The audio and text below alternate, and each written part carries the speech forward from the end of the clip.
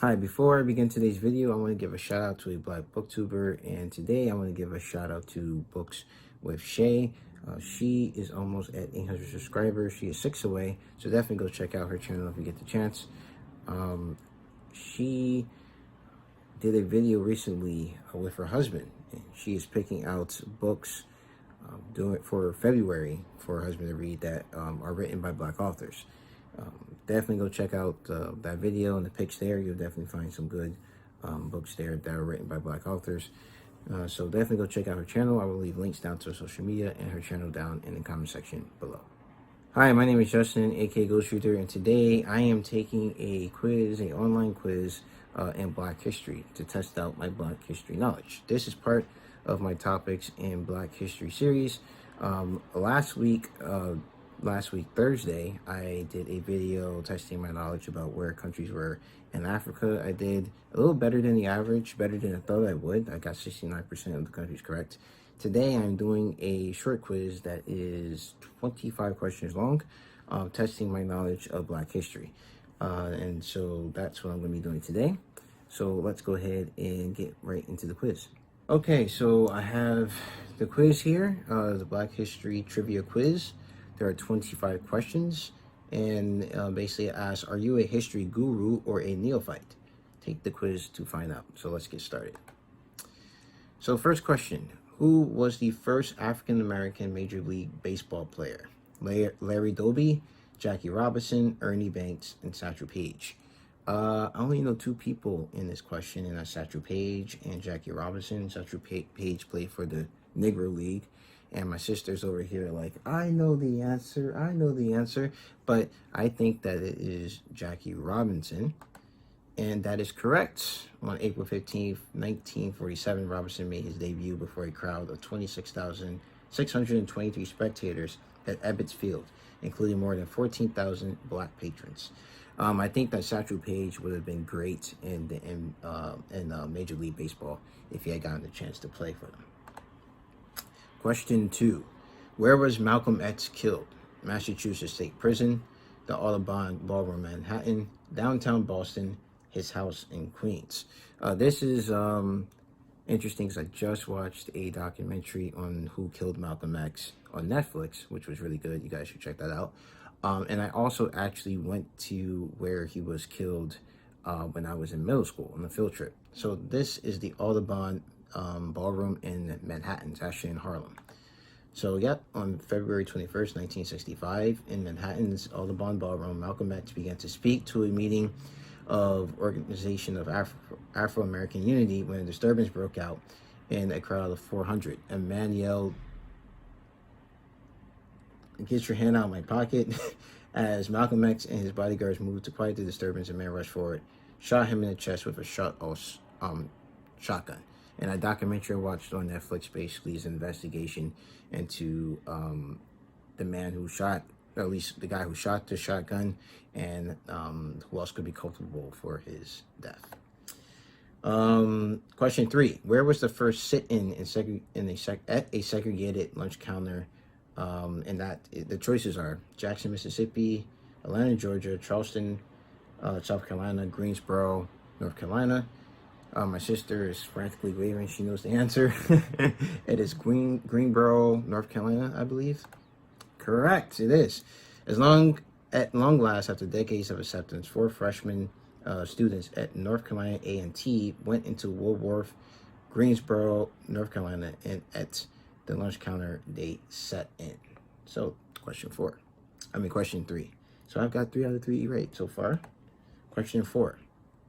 At its height, what was the slave population in the U.S.? About 4 million, about 1 million, about 500,000, or about 2 million?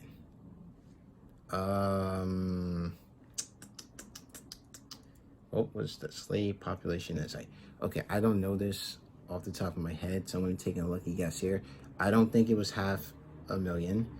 1 million sounds too low, so I think it's either 2 or 4. I'm going to go with 4 million. Correct. The slave population in the United States had grown to 4 million by the 1860 census. All right. Who was the first African-American Nobel Peace Prize winner? Albert John Luthall, Ralph Bunche, Martin Luther King, Nelson Mandela. Okay, so I know Martin Luther King won this prize. I'm not sure if anyone else won it before him. Nelson Mandela, I think he won it too. Definitely won it after. So Martin Luther King? Okay, that was wrong. It was incorrect. So in 1950, the Nobel Committee awarded the Nobel Peace Prize to the first African American United Nations official, Ralph Bunche. He received the Peace Prize for his efforts as a mediator between Arabs and Jews in the Israeli-Arab War in 1948 to 1949. So I learned something. Did not know that. All right. Who was the first African American to serve as a U.S. Senator? Oh boy. Blanche K. Bruce, Carol Moseley Braun, Edward Brooke, Hiram Revels. Hiram Revels looks familiar for some reason, so I'm going to go ahead and go with that one. Correct. Hiram Revels of Mississippi became the first African American senator in 1870. Who knew? Okay, now I know. All right, so who was the first African American to serve on the U.S. Supreme Court? Serve as a U.S. Supreme Court justice. Clarence Thomas, Thurgood Marshall, Charles Hamilton Houston, William Henry Hastie. I just read about William Hastie, but he was not the first, I believe. But his pupil, I believe, was Thurgood Marshall, and he was the first one to serve. I think he was Bill Hastie's student. I'm not exactly sure though. But William Hastie was part of the Black Cabinet. He was a administrator in FDR's administration. I was part of the Black Cabinet at that time. Next question. Who was the first African American to win an Academy Award? Hattie McDaniel, Halle Berry, Sidney Poitier, Dorothy Dandridge. Okay. I don't know her name. But it wasn't Sidney Poitier. It wasn't Halle Berry. She won the award for Gone with the Wind. Hattie McDaniel or Dorothy Dandridge. My sister is saying Hattie McDaniel, so we're going to go with Hattie McDaniel. Correct! I was leaning towards that one. Hattie McDaniel won Best Supporting Actress in Gone with the Wind to become the first African American to win an Academy Award. All right, moving on. Who was the first African American to perform at the White House? B.B. King, Louis Armstrong, Aretha Franklin, Blind Tom Wiggins. I have no idea. I'm not even sure who Blind Tom Wiggins is. I'm going to go with Aretha Franklin. Oh, it was Blind Tom Wiggins. Blind Tom Wiggins was an African-American autistic savant and piano prodigy, performed at the White House before President James Buchanan. Learn something new. What year was the 13th Amendment ratified, abolishing slavery? 1865, 1867, 1862, 1872. Okay, so it wasn't 1862, it wasn't 1872, too early and too late. It was either 65 or 67, and I'm not sure. I'm going to go with 65. Correct, 65.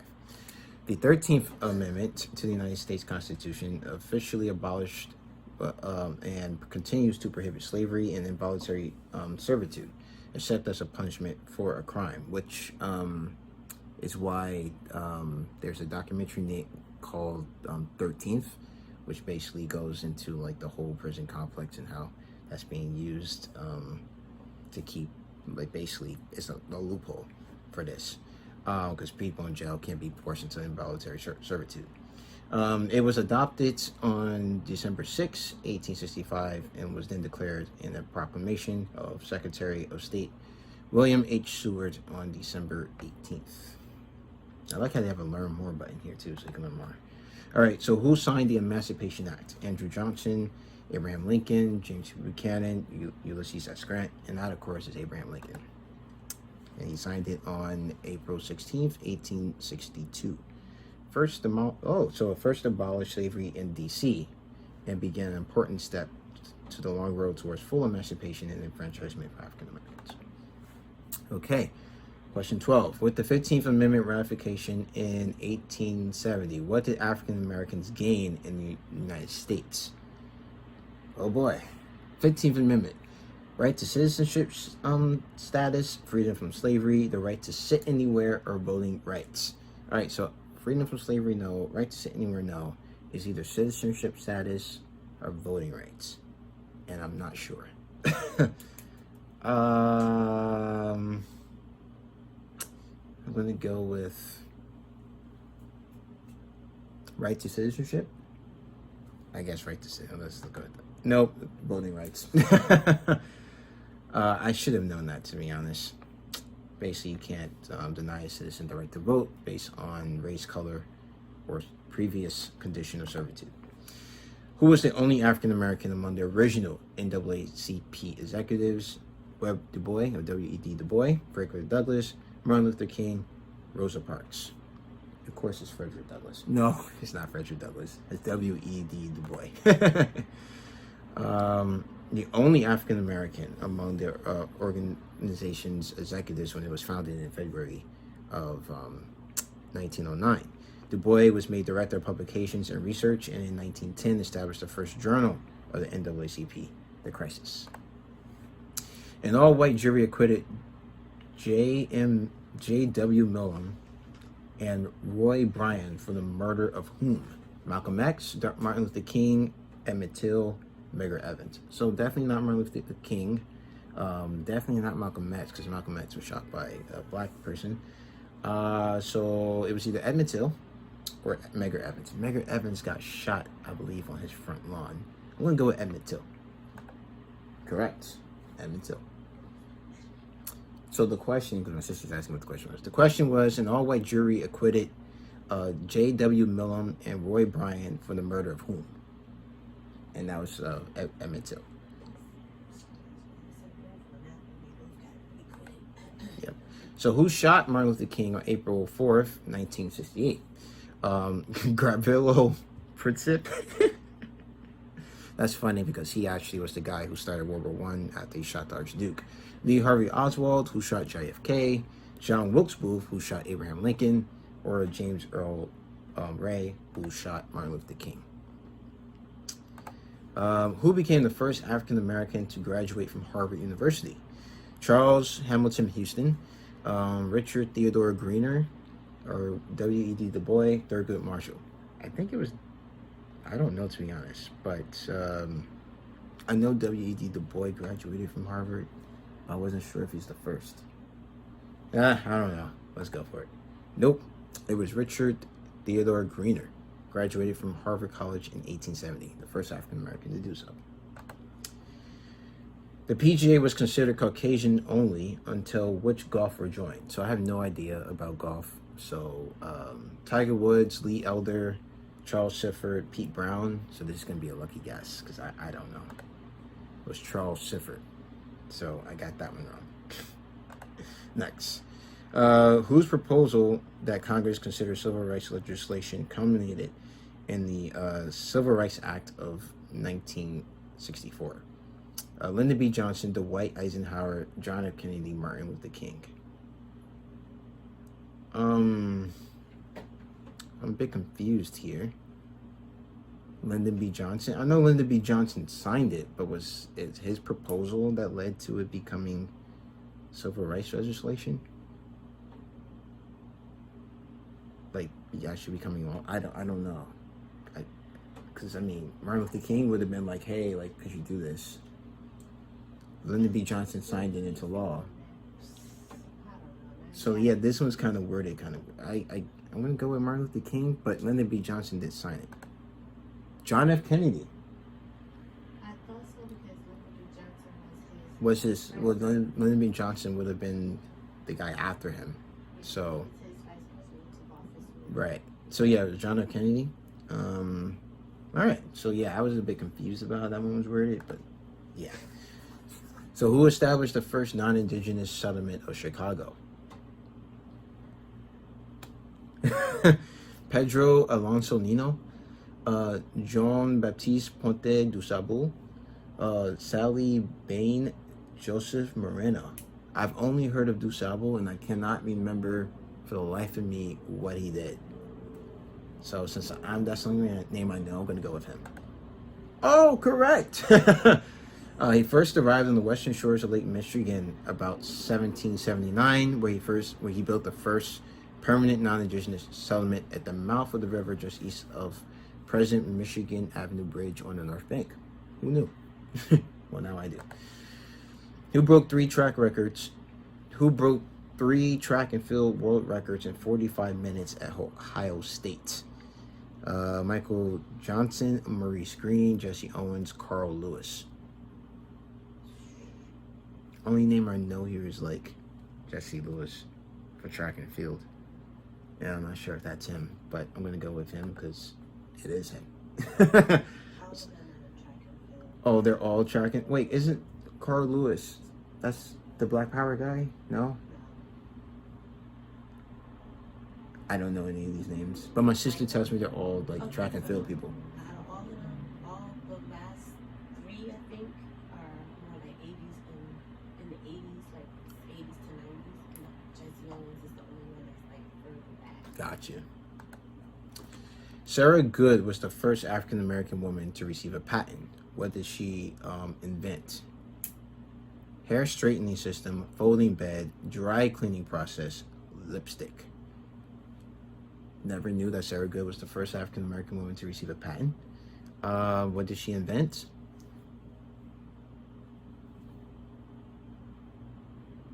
Okay, I'm gonna just pick something here because I don't know. I'm gonna say the folding. No, someone had to invent the folding bed before, right? The dry cleaning process? I don't know. I don't know. The folding bed! Actually, no one thought of patented the folding bed until 1885. How about that? And let's get rid of this. Okay, Robert Henry Lawrence Jr. was the first African American to become what? Policeman, Army General, astronaut, pilot. That name sounds familiar, but I have no idea. So I'm going to go with Army General.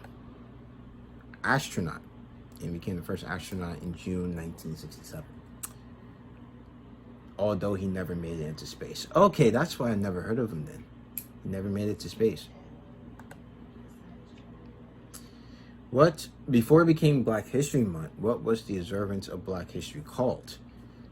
Slave History Week, Negro History Week, Black Rights Awareness Day, Freedom Day. And that was Negro History Week, and it was started by Charles G. Woodson.